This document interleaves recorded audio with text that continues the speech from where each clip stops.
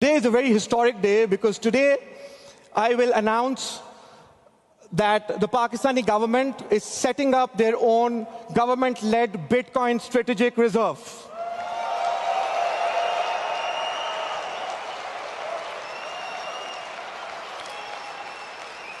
And this wallet, the national Bitcoin wallet, is not for speculation or hype.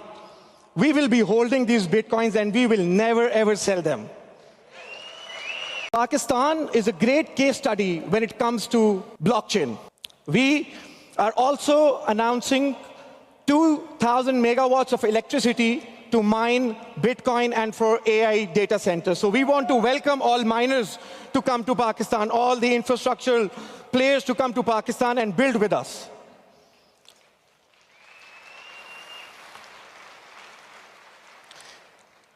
And this is just the beginning because we have over 100 million unbanked people. They lack tools for saving, for investment. And we want to change that. We want them to break their economic classes. And I really believe that crypto and blockchain can help us take that quantum leap. We receive over $36 billion in remittances. That's a beautiful case for stablecoins. So we are looking at the Genius Act very carefully.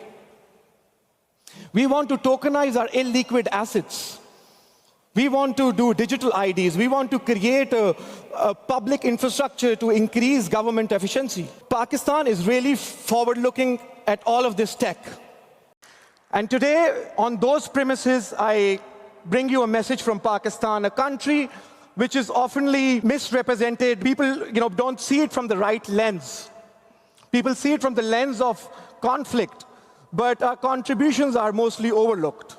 Let me introduce you to Pakistan from a lens of crypto. We are the 5th most populous country on earth, 230 to 250 million people, 70% under the age of 30. The median age of the country is 23. We are home to around 40 to 50 million crypto wallets. And that is not out of great regulation or luxury. It is out of great tenacity, resilience of the young tech-savvy population of Pakistan. We produce over 50,000 IT graduates every single year.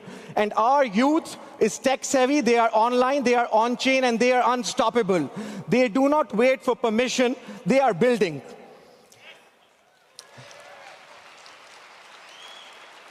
And today I'm representing them, which, they are also one of the leading freelancer markets of the world. So today I am not here as a policymaker for them. I am here voicing them.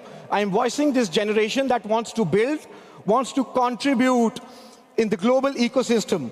And there's something that is very close to my heart, is that Pakistan and Bitcoin has suffered from bad PR. We were looked at it being dangerous, risky, and unstable. But that is not the case. Once we look beyond these headlines, we can see a lot of potential, resources, and talent. So Pakistan is looking for allies. Pakistan is looking for access because Pakistan wants to build.